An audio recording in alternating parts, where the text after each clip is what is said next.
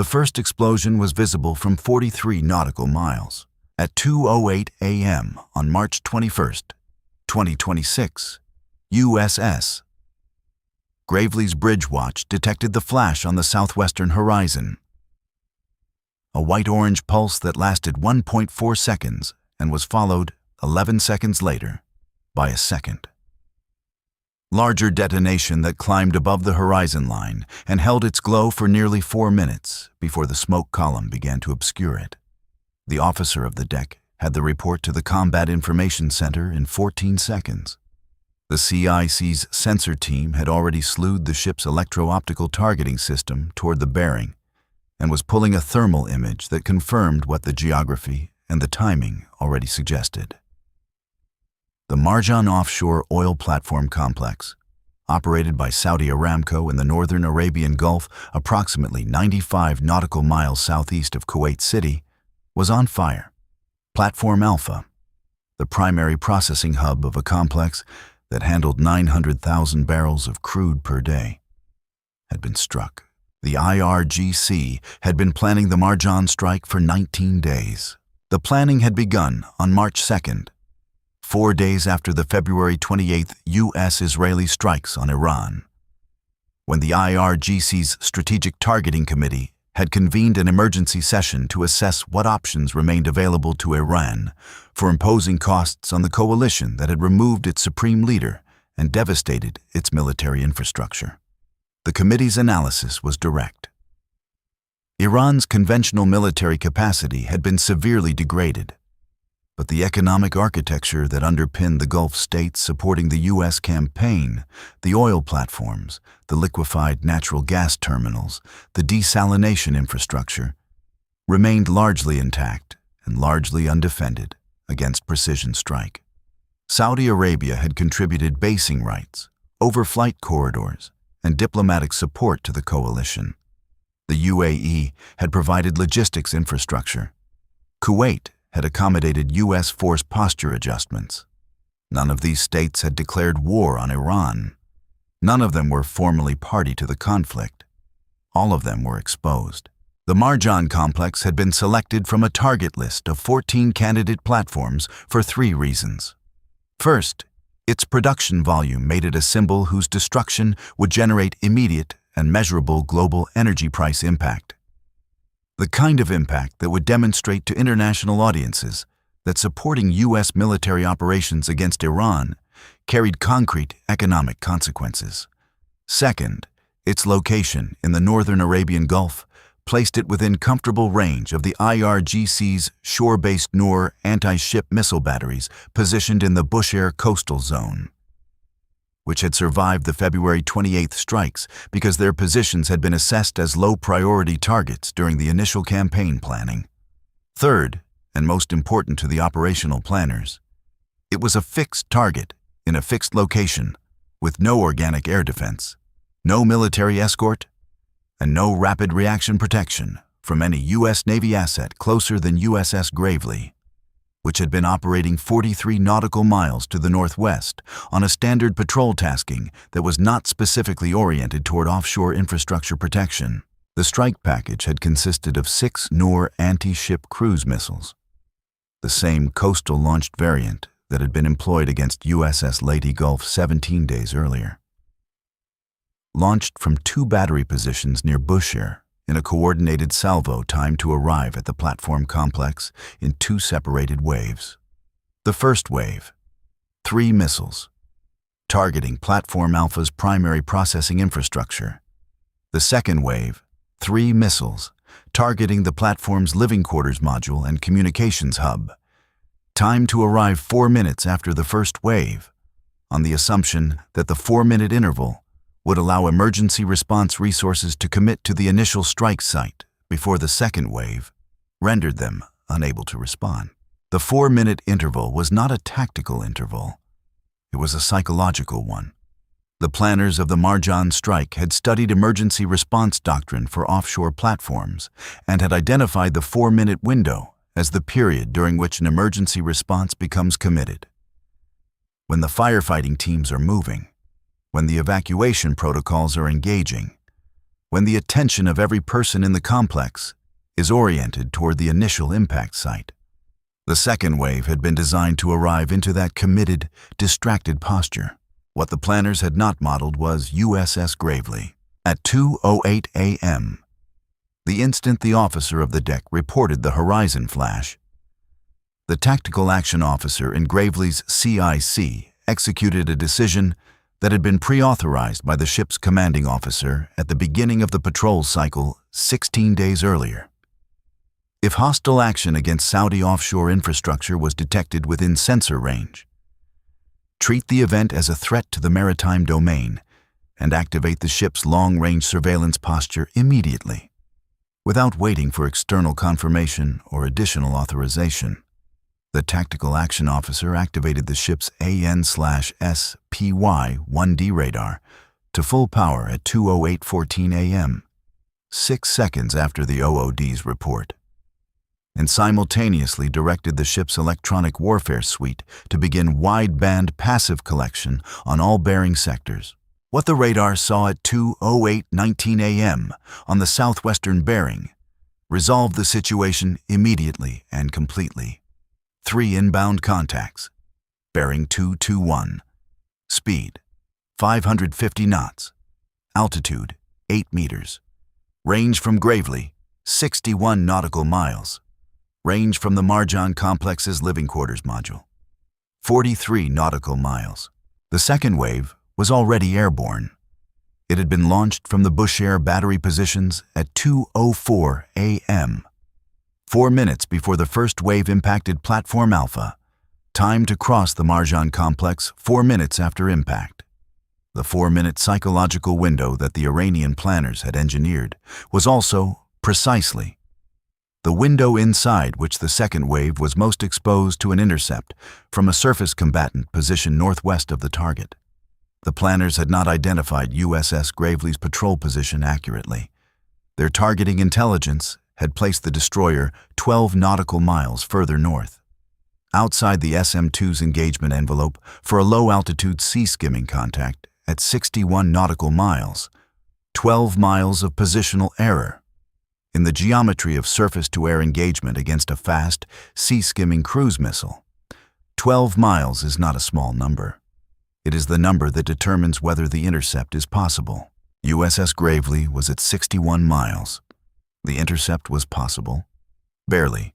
The tactical action officer committed her first SM-2 at 2:08:31 a.m., 12 seconds after radar acquisition, 17 seconds after the horizon flash, against the lead contact in the second wave. The engagement geometry was at the absolute outer edge of the SM-2's effective envelope against a target flying at 8 meters altitude. A sea-skimming missile at 8 meters presents a radar return that is partially absorbed by the sea clutter at extreme range. The radar signal bounces off the wave's surface and creates a noise floor that the fire control system has to discriminate against to maintain track quality. At 61 nautical miles, that discrimination is working at its limits. The fire control team on Gravely knew this. The tactical action officer had computed the engagement geometry in 11 seconds, and had committed anyway, because the alternative to committing at the limit was not committing. And not committing meant 3 Noor missiles reaching a platform complex where, at 2:08 a.m., 312 platform workers were in the middle of an emergency evacuation triggered by the first wave's impact 4 minutes ahead. The second SM-2 launched at 2:08:38 a.m. against the second contact. The third at 2:08:44 a.m. against the third. All 3 were in the air within 13 seconds of the first shot. The fire control team was now managing 3 simultaneous intercept timelines on a display that was also tracking the burning Platform Alpha, the evacuation status being relayed from the Saudi Aramco emergency channel, and the electronic warfare suite's passive collection on the Bushehr bearing, monitoring for any indication of a third wave. There was no third wave. Not yet. But the passive collection was not showing a clean bearing. The electronic warfare suite was detecting residual frequency activity from the Bushehr battery positions. Not a launch signature, not the pre-launch calibration sequence that the signals analyst aboard USS Carl Vinson had identified 8 days earlier. But something consistent with post-launch system reconfiguration. The batteries were still active. The question of whether that activity was operational preparation or shutdown sequencing could not be answered from the electromagnetic signature alone. The tactical action officer flagged it at 2:09:11 a.m. and continued the engagement. At 2:10:14 a.m., the first SM-2 reached its intercept window against the lead Noor missile. The engagement geometry had been close enough to the edge of the envelope that the fire control system's predicted intercept probability had read 71% at commit. A number that experienced operators know means something different in practice from what it means in training. Because in practice, 71% is the probability at which you commit. Hold your breath for the 1.4 seconds the intercept takes to resolve, and either see the track disappear or watch it continue inbound. The track disappeared at 2:10:14 a.m. Intercept confirmed. 37 nautical miles from the Marjan complex's living quarters module. The second Noor missile was engaged by the second SM-2 at 2:10:22 a.m. The intercept probability at commit had been 68%. The track disappeared at 2:10:22 a.m., 31 nautical miles from the living quarters module. The third missile, the last contact in the second wave, was the one that tested the limit. The third SM-2 had been fired at 2:08:44 a.m. at an engagement geometry that the fire control system had rated at 61% probability. The rating reflected the compound difficulty of the shot. The third missile in the wave was flying in the radar shadow of the first two. Its return partially masked by the sea clutter returns from the other contact's intercept detonations, and its altitude had decreased during the engagement. It had dropped from 8 meters to 4 meters at some point in the terminal phase, a profile change consistent with a pre-programmed terminal dive maneuver that some Noor variants had been modified to execute in the final 15 kilometers of flight. The fire control system had tracked the altitude change and updated the intercept solution. But the update had introduced a 0.4-second guidance correction into the SM-2's flight path that moved the intercept point forward by 1.8 nautical miles. At 2:10:51 a.m., the SM-2 reached its corrected intercept point. The detonation was assessed by the fire control system as a proximity kill. The warhead had detonated within lethal fragmentation range of the Noor missile, but not in direct contact.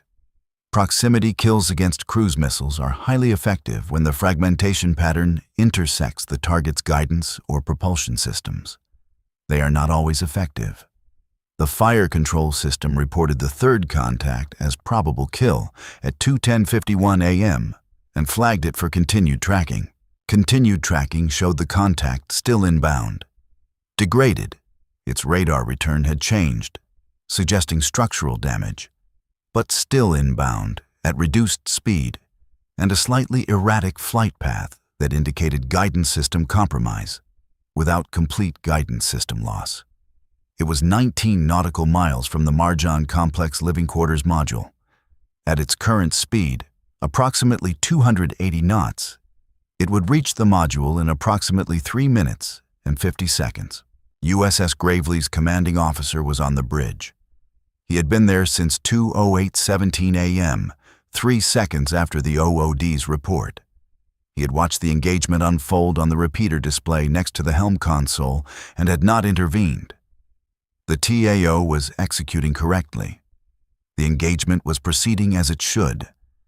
And intervention by the commanding officer in a correctly running engagement introduces decision latency into a process that is already optimized. He had watched. At 2:10:53 a.m., when the third contact's continued inbound status was confirmed, he made the decision that the TAO was already computing. Commit the ESSM battery and simultaneously order flank speed toward the contact's projected track. The ESSM launch at 2:11:04 a.m. was a shorter range, high-confidence shot against a degraded target at 18.3 nautical miles. The intercept probability was 94%. The ESSM reached the Noor missile at 2:11:41 a.m., 16.1 nautical miles from the Marjan complex's living quarters module. The contact disappeared from the display. Confirmed intercept. The track was gone. At 2:12:09 a.m., USS Gravely's electronic warfare suite registered a new signal from the Bushehr bearing. This time, it was not post-launch reconfiguration activity. It was a pre-launch calibration sequence. The same electromagnetic fingerprint that had preceded the March 13th strike on Al-Udeid, now immediately recognized by every signals operator in the Arabian Gulf who had been briefed on that pattern. A third wave was being prepared. The commanding officer of USS Gravely transmitted the launch warning to 5th Fleet Command at 2:12:11 a.m. He simultaneously requested strike authorization against the Bushehr battery positions. The authorization came back at 2:13:47 a.m., 96 seconds, during which the pre-launch calibration activity on the Bushehr bearing continued without interruption, during which the commanding officer watched the signal strength indicators on the EW display with the specific focused attention of someone who knows what the signal means and is counting the seconds until the authorization arrives. The Harpoon launch from USS Gravely at 2:14:03 a.m. was the first time a U.S. surface combatant had fired an anti-ship missile against a land-based target in the Persian Gulf since Operation Praying Mantis in 1988. 2 Harpoon Block 2 missiles left the ship's launchers on a southwestern bearing toward the Bushehr battery fire control radar positions that the EW suite had been tracking since 2:08 a.m. The missiles were in the air for 11 minutes and 40 seconds. The battery positions ceased electromagnetic emissions at 2:14:51 a.m., 39 seconds before missile impact, suggesting the battery crews had detected the inbound weapons on their own radar and were executing emergency dispersal. The fire control radar positions were struck at 2:25:43 a.m. The launcher vehicles, which had separated from the radar positions during the dispersal, were tracked by a P-8A Poseidon that had been redirected to the Bushehr coastal zone at 2:13:52 a.m. 4 of the 6 launcher vehicles were subsequently struck by AGM-84 Harpoon missiles delivered from the P-8's weapons bay between 2:41 a.m. and 2:53 a.m. The remaining 2 dispersed into the coastal urban area and were not engaged. The third wave was never launched. At 3:17 a.m., USS Gravely's commanding officer submitted his preliminary engagement report to 5th Fleet Command. 3 Noor missiles in the second wave. 3 intercepted. 2 Bushehr battery fire control positions struck by surface-launched Harpoon. 4 of 6 launcher vehicles rendered inoperable by air-delivered weapons. Third wave prevented. Platform Alpha destroyed by first wave. Living quarters module undamaged. Of the 312 platform workers aboard the Marjan complex at the time of the first wave impact, 309 had reached emergency muster stations before the second wave's intercepts were completed.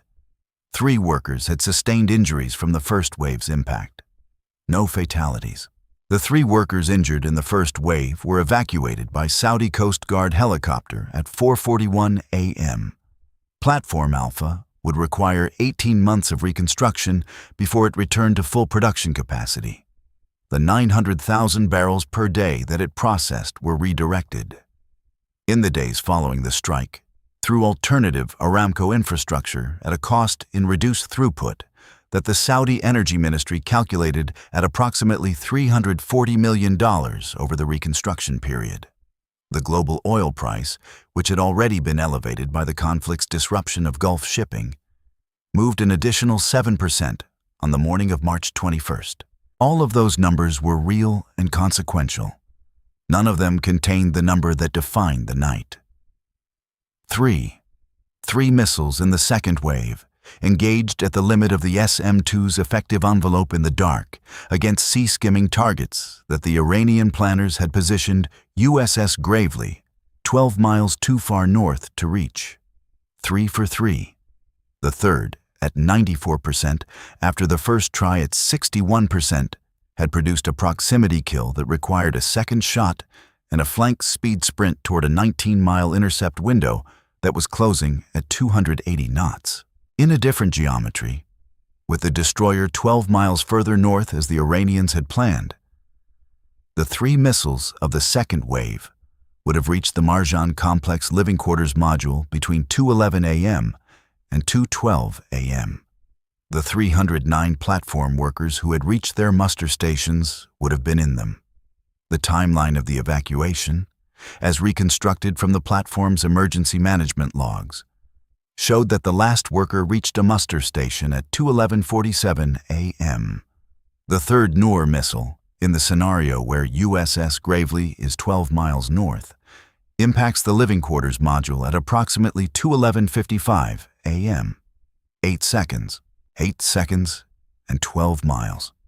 In the Arabian Gulf, on the night of March 21st, 2026, that was the entire distance between an outcome and its alternative, between a living quarters module intact and a living quarters module struck, between 312 workers in muster stations and 312 workers in a structure that a Noor missiles-shaped charge warhead had been specifically designed to destroy. The margin was not comfortable. It was not meant to be. Margins in this kind of warfare are never comfortable and are never meant to be. They are what they are. The distance, on a given night, between what happened and what almost happened instead. The sea does not remember the missiles it did not receive.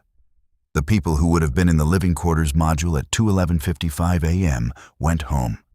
That is the record, and the record is sufficient.